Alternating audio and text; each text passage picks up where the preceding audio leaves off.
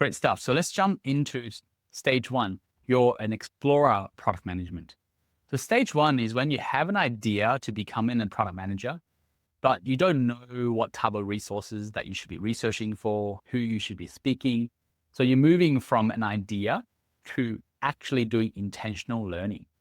And this is a very common phase that most people go through is you decided to break into product management, but right now you're trying to understand what does that actually mean? And what does a product manager actually do? And where and how to even begin? And that's very common. That's what an explorer is. You don't need to have the perfect condition. You just need to make progress and just begin. And during this stage, it's really about becoming more visible, talking to product managers, making connections, building curiosities into the job, and turning your curiosity into confidence and taking the first step publicly. So you can actually let people know, hey, I'm exploring PM role. What do you think? Think of this as you're trying to become a chef. And before you spend thousands going to a culinary school, going to France and learning the best type of cuisine that you can build, you're actually reading recipes first. You're watching YouTube videos. You're cooking stuff by yourself, right? You're trying dishes at home. Yes, it's extremely messy, but you're cooking, you're making food, and you can understand whether this is the right type of job you want to do, becoming a chef. And that's what stage one all about, is learning by doing, even if no one is paying attention to you yet. And here is a summary of what you should expect across when you're an explorer. The mindset that you should be taking is that, hey, you're curious, but you just don't know where to start. That is your mindset. If you're applying for companies, don't apply for anything just yet, because the moment that you apply, you go into the application tracking systems, you get rejected and you lose a lead. As part of this phase, there are 8 things you must learn. The first thing is knowledge. Second thing is product thinking. Third thing is portfolio. You've got to build up a portfolio for yourself. Fourth is execution. And then the tools that you have to learn as a product manager. And these are not software tools. These are like lean canvases and frameworks, elevator pitches. And then you learn about them. And then you got to start networking, branding for yourself, and then support. And these 8 things are consistent across every single one at this stage, except that it's just different type of constraint that you have to solve in order for you to move on to the next stage. So for example, for knowledge, you actually don't know what to study. So what do?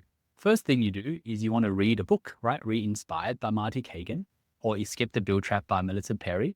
You can learn from self-paced courses like what we offer right now at Product Academy, or from others. Learn the product thinking is you want to complete some sort of self-paced learning on product management foundations. So one of those areas are understanding product strategy, understanding product lifecycle, understanding assumption mapping, and so on. So this is about self-paced learning. And if you don't like Marty, if you don't like my course, you don't like Melissa Perry, that's fine. Replace it with something else. Replace it with an instructor or coach that you can relate to, that you can learn from.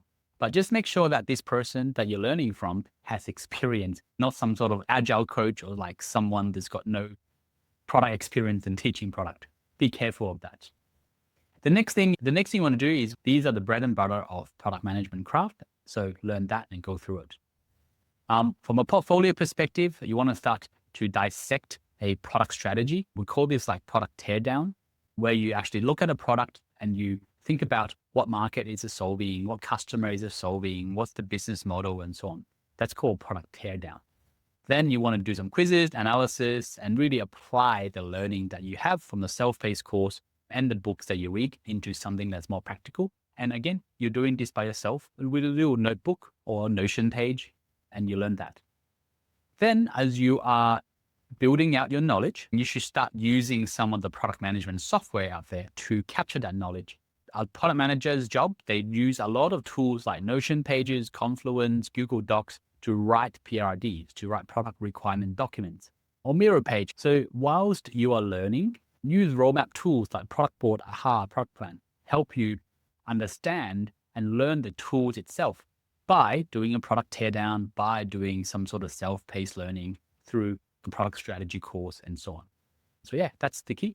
And then as part of this journey, you would definitely come across other tools like lean canvases, elevator pitches, assumption mapping, and so on. So utilize that. So that's basically the knowledge and skill part. And this is very self-paced. So you learn this yourself. You don't have to tell anyone about it, just learn it because you're still exploring. Like you might be doing this and you're like, oh, you know what? This is not the right job for me. I'm not going to do this anymore. And that's fine. Once you learn the knowledge, then this gives you a reason to add product managers on LinkedIn. You can go to product managers and say, hey, I'm learning how to use product board and I'm stuck at it. Can you need some help? Well, I've got a question about lean canvas that I've been trying to learn to validate a product idea. How do I do that? Use these learning as a way to connect with product managers. And your goal in the network here is to add 10 product managers on LinkedIn, comment on the post, engage in communities, and use this learning path as a way to engage with product people. From a branding perspective, because no one knows that you're exploring product management, you should update your LinkedIn headline to some sort of product branding. So you can be a product designer, product engineer, product analyst, product whatever. So just add that to your LinkedIn. Honestly, no one really cares because LinkedIn, it's just a tool for you to reach out to people. If people look at your profile and they see some sort of product there, they will think, oh, you're learning product. I should connect with you. And last part is go join some Slack groups, Discord groups, and community groups. And is what I will share with you in the product breaking into product blueprint from me. I give you the step-by-step guide of how to do it. And what I just showed you in the presentation is exactly the constraints and the wins. All of these constraints and win, you can actually replace it yourself. So you can add in the extra line. If you don't want to read Marty Kagan, that's fine. Read something else. Read what's a good product book. Lean Product Playbook. That's a good book from Dan Olson, I believe. Let me Google this stuff.